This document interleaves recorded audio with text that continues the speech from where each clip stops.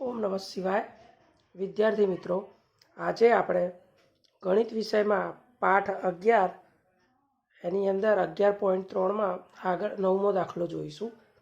છેલ્લે જે તમે વિડિયો જોયો હતો એની અંદર તમે 8 દાખલા સુધી ગણતરી સમજ્યા હતા। આજે જોઈએ 9મો દાખલો। સૌથી પહેલા આપણે રકમ જોઈશું। શ્રુતિએ 44 સેન્ટીમીટર લંબાઈના તારને વર્તુળાકારમાં વાળ્યો તો તે વર્તુળની ત્રિજ્યા શોધો, તેનું ક્ષેત્રફળ પણ શોધો। જો એ જ તારને ચોરસ આકારમાં વાળવામાં આવે તો તેની દરેક બાજુની લંબાઈ કેટલી થશે? વર્તુળ અને ચોરસ એ બેમાંથી કઈ આકૃતિ વધારે ક્ષેત્રફળ આવરે છે? પાઈ બરાબર 22/97 લો। તો અહીંયા વિદ્યાર્થી મિત્રો શું તમને કહેવામાં આવ્યું છે? એક તાર લેવાનો છે। એ તારને તમારે કેવો વાળવાનો? ગોળ વાળવાનો। ગોળ વાળો તો એની ત્રિજ્યા શોધો અને ત્રિજ્યા પરથી એનું ક્ષેત્રફળ। હવે તમે ગોળ વાળ્યો છે એને ખોલી નાખો અને એને ચોરસ બનાવી દો। કેવો બનાવી દો? ચોરસ। ચોરસ બનાવ્યા પછી એની દરેક બાજુની લંબાઈ શોધો અને ક્ષેત્રફળ શોધો। હવે વર્તુળ અને ચોરસ આ બંને ક્ષેત્રફળમાંથી કઈ આકૃતિ વધારે ક્ષેત્રફળ આવરે છે? એટલે મોટી આકૃતિ કઈ છે એ તમારે શોધવાનું છે। એટલે સૌથી પહેલાં તમારે અહીંયા શું કરવું પડશે? વર્તુળ છે તો એ વર્તુળની લંબાઈ તમને આપી છે, તો વર્તુળની લંબાઈ પરથી તમે વર્તુળની ત્રિજ્યા શોધી શકો અને વર્તુળની ત્રિજ્યા પરથી વર્તુળનું ક્ષેત્રફળ। તો એ રીતે આપણે આ દાખલાની ગણતરી કરીશું। તો સૌથી પહેલાં આપણે શું શોધીશું? આપણને લંબાઈ આપેલી છે। અહીંયા જુઓ, તારની લંબાઈ એલ બરાબર કેટલી આપી છે? 44 સેન્ટીમીટર, જે આપણને રકમમાં આપેલી છે। હવે વર્તુળ છે એ શેમાંથી બનાવ્યું આપણે? તારનું। કેટલો લાંબો? 44 સેમી। તો અહીંયા એનું પરિઘ કેટલો થશે? 44 સેમી। હવે આપણે આર શોધવાનો છે, તો વર્તુળનું પરિઘ બરાબર 2 πr। એટલે પરિઘના બદલે કેટલા મૂકીશું? 44 બરાબર 2 પાઈના બદલે 22/7 અને આર આપણે અહીંયા શોધવાનું છે, એટલે આરને આપણે સૂત્ર કરતાં બનાવીશું। એટલે આર બરાબર 44 × 7 અને છેદમાં 2 × 22। 22 × 44, 2 ઉડી ગયા, વધ્યા કેટલા? 7। એટલે આર બરાબર 7 સેમી।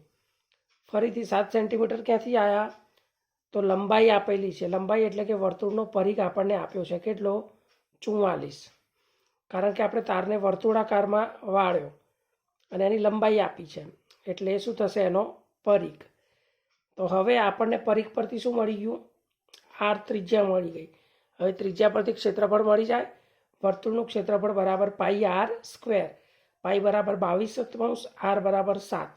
7 × 7, આ 7 ઉડી ગયા, વધ્યા કેટલા? 22 × 7, 7 દુ 14, 7 દુ 14 ને 1 15, એટલે કે 154। એટલે વર્તુળનું ક્ષેત્રફળ કેટલું મળશે? 154 સેન્ટીમીટર²। હવે આપણે વર્તુળ છે, તારનું આપણે વર્તુળ બનાવ્યું હતું ને 44 સેમી લંબાઈના તારનું। હવે એ વર્તુળ ખોલી નાખો અને એનો ચોરસ બનાવી દો। હવે ચોરસ બની ગયો, તો જે વર્તુળની જે પરિઘ છે એ ચોરસની શું થશે? પરિમિતિ। આપણે વર્તુળના પરિઘને વર્તુળની પરિમિતિ પણ કહી શકીએ। એટલે કે આનો જે પરિઘ છે એ ચોરસની શું થઈ જશે? પરિમિતિ। એટલે આ 44 છે, તો ચોરસની પરિમિતિ પણ શું થાય? 44। હવે પરિમિતિ આપી હોય તો એના પરથી આપણે લંબાઈ શોધી શકીએ। ચોરસની પરિમિતિ બરાબર 4l, એટલે કે 44 બરાબર 4l। હવે એલ શોધવાનું છે, એટલે આ પદ આ બાજુ લાવી દઈશું ને આ પદ આ બાજુ। એટલે એલ બરાબર 44/4, 4 × 4, 4 × 4 એટલે 11। એટલે એલ બરાબર 11। આ શું આવી? ચોરસની લંબાઈ। એલ બરાબર 11 સેન્ટીમીટર શું આવી? ચોરસની લંબાઈ। હવે ચોરસનું ક્ષેત્રફળ શોધવાનું છે, એલ × એલ, 11 × 11 એટલે કેટલું થશે? 121। કોનું ક્ષેત્રફળ વધારે આવ્યું? 121 વધારે કે 154? તો 154 વધારે છે। એટલે કહી શકાય કે વર્તુળનું ક્ષેત્રફળ વધુ જગ્યા આવરે છે। હવે આગળનો દાખલો જોઈશું। 14 સેમી ત્રિજ્યાવાળા વર્તુળાકાર પૂંઠામાંથી 3.5 સેમી ત્રિજ્યાવાળા 2 વર્તુળ અને 3 સેમી લંબાઈ અને 1 સેમી પહોળાઈવાળો એક લંબચોરસ કાપવામાં આવે છે તો બાકી પૂંઠાનું ક્ષેત્રફળ ગણો.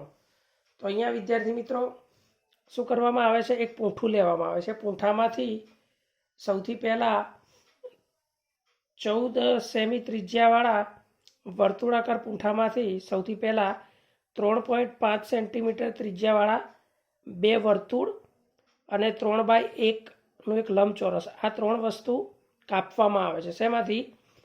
14 સેમી ત્રિજ્યાવાળું એક મોટું પૂંઠું લેવામાં આવે છે, એની અંદરથી 1, 2 અને 3 વસ્તુ કાપવામાં આવે છે, 2 નાના વર્તુળો અને 1 નાનું લંબચોરસ. આની ત્રિજ્યા કેટલી છે? બંનેની 3.5 સેન્ટીમીટર અને આ 3/1 છે, એટલે 3 લંબાઈ અને 1 પહોળાઈ. તો હવે આપણે શું શોધવાનું છે કે આ જે બાકી ભાગ છે, આ બાકી ભાગ છે એનું ક્ષેત્રફળ આપણે શોધવાનું છે. તો આપણે શું કરીશું, આપણે છે પહેલાં આખા વર્તુળનું ક્ષેત્રફળ શોધી લઈશું. 14 સેન્ટીમીટર ત્રિજ્યાવાળા આખા વર્તુળનું ક્ષેત્રફળ શોધી લઈશું અને પછી એમાંથી આ 1, 2 અને 3 આ ત્રણેયનું જે ક્ષેત્રફળ શોધીશું એ બાદ કરી દઈશું, એટલે આપણને બાકી ભાગ કેટલી જગ્યા રોકે છે અથવા એનું ક્ષેત્રફળ કેટલું છે એ આપણને મળી જશે. તો સૌથી પહેલાં આપણે r બરાબર 14 એના માટે વર્તુળનું ક્ષેત્રફળ શોધીશું. વર્તુળનું ક્ષેત્રફળ બરાબર πr². r બરાબર કેટલા મૂકવાના? 14. એટલે r² છે ત્યાં 14 × 14, પાઈ બરાબર 22/7. છેદ ઉડાડો, 7 દુ 14, વધ્યા કેટલા? 22, 2 અને 14. એનો ગુણાકાર કરો એટલે જવાબ આવે 616 સેન્ટીમીટર સ્ક્વેર. હવે આપણે આ બંને નાના વર્તુળ છે એનું ક્ષેત્રફળ શોધીશું. આપણે એક જ માટે શોધીશું, પછી એનું ડબલ કરી દઈશું. એટલે સૌથી પહેલાં આપણે આ વર્તુળનું ક્ષેત્રફળ શોધીશું. એટલે r બરાબર કેટલા છે? 3.5. વર્તુળનું ક્ષેત્રફળ બરાબર πr², પાઈ બરાબર 22/7 લેવાના, r બરાબર 3.5, 3.5. હવે અહીંયા આપણે અહીંયા જે પોઈન્ટ છે એના બદલે નીચે આપણે 10 મૂકી દઈશું. 22/7, 35/10, 35/10. અહીંયા છેદ ઉડાડીશું, 7 5 35, 5 દુ 10, 11 દુ 22, વધ્યા કેટલા? 11 અને 35/10. આ 10ના અહીંયા છેદ ઉડે છે પણ ઉડાડવાના નહીં. 5 × 35 અને 5 દુ 10, કારણ કે છેદમાં 10 હોય તો ડાયરેક્ટ પોઈન્ટ કાપી દેવાના, એટલે આપણી ગણતરી સરળ થઈ જાય. એટલે અહીંયા 11 × 35 કરો તો 385/10. હવે 385/10 કરો, એક પોઈન્ટ કપાય એટલે જવાબ આવે 38.5 સેન્ટીમીટર સ્ક્વેર. એક વર્તુળનું ક્ષેત્રફળ આવ્યું કેટલું? 38.5 સેન્ટીમીટર સ્ક્વેર. આવા કેટલા વર્તુળ છે? 1 ને 1 2, એટલે 38.5 × 2 કરો તો કેટલા થાય? 77 સેન્ટીમીટર સ્ક્વેર. તો આ રીતે આપણે એક મોટા વર્તુળનું અને 2 નાના વર્તુળના આપણે ક્ષેત્રફળ શોધ્યા. હવે આપણે શું કરવાનું છે, અહીંયા લંબચોરસ આપેલું છે 3/1, તો એનું ક્ષેત્રફળ શોધીશું. તો એકદમ સરળ છે. લંબાઈ બરાબર l બરાબર 3, પહોળાઈ b બરાબર 1. લંબચોરસનું ક્ષેત્રફળ બરાબર l × b, એટલે 3 × 1 એટલે 3 સેન્ટીમીટર સ્ક્વેર. હવે આપણને બધાના ક્ષેત્રફળ મળી ગયા. સૌથી મોટું વર્તુળ હતું એનું કેટલું હતું? 616. નાના 2 વર્તુળનું ટોટલ 77 અને આનું 3. તો આ 616 છે એમાંથી તમારે 77 અને 3 બાદ કરવાના, એટલે બાકી પૂંઠાનું આપણને ક્ષેત્રફળ મળી જશે. એટલે આપણે અહીંયા લખી દઈએ ટૂંકમાં, પૂંઠાનો બાકી ભાગ, જે બાકી ભાગ પૂંઠાનો છે એનું ક્ષેત્રફળ બરાબર આ વર્તુળનું મોટું ક્ષેત્રફળ છે એ 616 માઇનસ બંને વર્તુળનું ક્ષેત્રફળ વત્તા લંબચોરસનું ક્ષેત્રફળ, એટલે કે 616 માઇનસ 77 વત્તા 3. આ બંનેનો સરવાળો કરો એટલે 80. 616માંથી 80 જાય એટલે જવાબ આવે 536 સેન્ટીમીટર સ્ક્વેર. તો આ રીતે આપણે બાકીના ભાગનું ક્ષેત્રફળ શોધી શકીએ છીએ. હવે આપણે 11મો દાખલો જોઈશું. 6 સેમી બાજુવાળા ચોરસ આકારના એલ્યુમિનિયમ પતરામાંથી 2 સેમી ત્રિજ્યાવાળું વર્તુળ કાપવામાં આવે છે, તો બાકીના પતરાનું ક્ષેત્રફળ શોધો. હવે વિદ્યાર્થી મિત્રો અહીંયા તમે જોઈ શકો છો એક ચોરસ આકારનો પતરો છે. ચોરસ આકારનું શું છે? એલ્યુમિનિયમનું પતરું. હવે એની લંબાઈ કેટલી છે? 6 સેન્ટીમીટર. એટલે 6 સેન્ટીમીટર બાજુવાળું ચોરસ એક પતરું છે અને આ પતરામાંથી 2 સેન્ટીમીટર ત્રિજ્યાવાળું વર્તુળ કાપવામાં આવે છે, તો બાકીના પતરાનું ક્ષેત્રફળ શોધો. આગળ ઘણો એવો દાખલો છે વિદ્યાર્થી મિત્રો પહેલાં ચોરસ 6 સેન્ટીમીટર ચોરસ પતરાનું ક્ષેત્રફળ શોધી દેવાનું અને એની અંદરથી 2 સેન્ટીમીટર ત્રિજ્યાવાળા વર્તુળનું ક્ષેત્રફળ બાદ કરી દેવાનું એટલે આપણને બાકીના પતરાનું ક્ષેત્રફળ મળી જાય. પાઈ બરાબર કેટલા લેવાનો છે યાદ રાખજો 3.14. સૌથી પહેલાં આપણે ચોરસ પતરાની લંબાઈ જોઈશું કેટલી છે 6 સેન્ટીમીટર એટલે ચોરસ પતરાનું ક્ષેત્રફળ બરાબર L ગુણ્યા A એટલે 6 ગુણ્યા 6 એટલે 36 સેન્ટીમીટર સ્ક્વેર થઈ ગયું. હવે જે ગોળ પતરું કાપેલું છે એની ત્રિજ્યા કેટલી છે 2 તો એના પરથી વર્તુળનું ક્ષેત્રફળ પાઈ આર સ્ક્વેર 3.14 ગુણ્યા 2 ગુણ્યા 2 આ રીતે તમે સાદુરૂપ આપો તો છેલ્લે જવાબ આવે 12.56. હવે બાકી પતરાનો ભાગ છે ચોરસ પતરાનો બાકીનો ભાગ તો 36માંથી 12.56 બાદ કરો 36 માઇનસ 12.56 એટલે જવાબ આવે 23.44 સેન્ટીમીટર સ્ક્વેર. તો આગળ છે એ જ પ્રમાણે આ દાખલો આપણે ગણી શકીએ છીએ. 12મો દાખલો એક વર્તુળનો પરિઘ 31.4 સેન્ટીમીટર છે તેની ત્રિજ્યા અને ક્ષેત્રફળ શોધો. પાઈ બરાબર કેટલા લેવાના 3.14. હવે આપણને પરિઘ આપેલો છે કેટલો 31.4 શોધવાનું છે શું ત્રિજ્યા એટલે કે આર ક્ષેત્રફળ. તો સૌથી પહેલાં વર્તુળનો પરિઘ બરાબર 2 પાઈ આર આ સૂત્ર છે. હવે પરિઘ છે એના બદલે કેટલા લખી દઈશું 31.4 2 પાઈ એટલે 3.14 આર શોધવાના છે. હવે આખું પદ આપણે આ બાજુ લઈ જઈએ અને આ પદ આ બાજુ લઈ દઈશું ડાબી જમણી બાજુ ઉલટાઈ દીધી. હવે આર બરાબર આ બધું છે અહીંયા છેદમાં જતું રહેશે ઉપર 31.4 નીચે 2 ગુણ્યા 3.14. હવે આપણે અહીંયા પોઈન્ટ છે એના બદલે અંશ અને છેદમાં 10 અથવા 100 મૂકી દઈશું તો 31.4 છે એના બદલે 314 છેદમાં 10 કારણ કે પોઈન્ટ પછી 1 છે એટલે 10 આવશે અને છેદમાં 2 એના એમ. હવે અહીંયા 3.14 છે તો અહીંયા 314 પોઈન્ટ પછી 2 છે એટલે ઉપર 100 આવી જશે. હવે આપણે અહીંયા 314 ઉડી જશે અહીંયા છેદ ઉડી જશે આ 10 10 100 ઉડી ગઈ 2 પંચા 10 એટલે છેલ્લે વધશે કેટલા 5 એટલે આર બરાબર 5 સેન્ટીમીટર. આ શું આવી વર્તુળની ત્રિજ્યા. હવે એનું ક્ષેત્રફળ તો વર્તુળનું ક્ષેત્રફળ બરાબર પાઈ આર સ્ક્વેર એટલે 3.14 ગુણ્યા 5 ગુણ્યા 5 સાદુરૂપ આપો એટલે છેલ્લે જવાબ આવે 78.5 સેન્ટીમીટર સ્ક્વેર. તો આ રીતે પરિઘ પરથી ત્રિજ્યા શોધી શકાય અને ત્રિજ્યા પરથી વર્તુળનું ક્ષેત્રફળ. હવે આપણે આગળનો દાખલો જોઈશું 13મો. ફૂલનો એક વર્તુળાકાર બાગ ચારે બાજુથી 4 મીટર પહોળા રસ્તાથી ઘેરાયેલો છે. બાગનો વ્યાસ 66 મીટર છે. રસ્તાનું ક્ષેત્રફળ શોધો. પાઈ બરાબર 3.14 લો.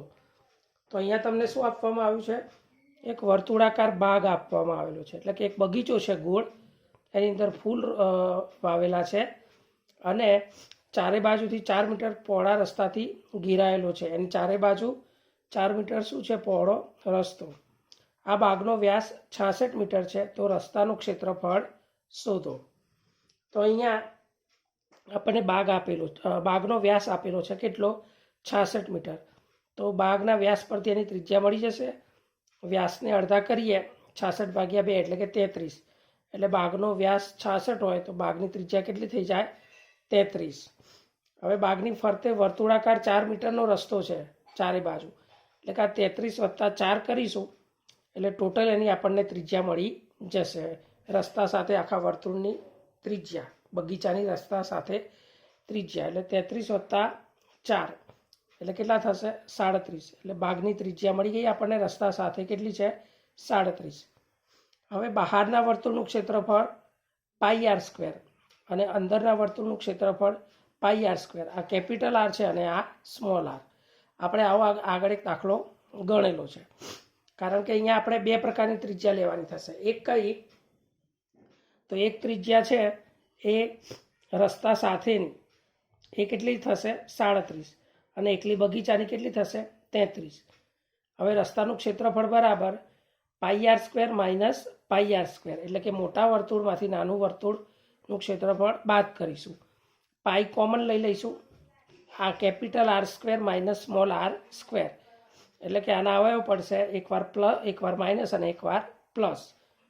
પાઈના બદલે 3.14 લખીશું. કેપિટલ આર 37 સ્મોલ આર 33 એવી રીતે અહીંયા પણ 37 અને 33 આ બંનેની બાદ બાકી 4 થશે. બંનેનો સરવાળો કેટલો થશે 70. 3.14 ગુણ્યા 4 ગુણ્યા 70 તમે સાદુરૂપ આપશો એટલે છેલ્લે જવાબ આવશે 879.2 મીટર સ્ક્વેર. તો આ રીતે આપણે રસ્તાનું ક્ષેત્રફળ શોધી શકીએ છીએ. ઓમ નમઃ શિવાય.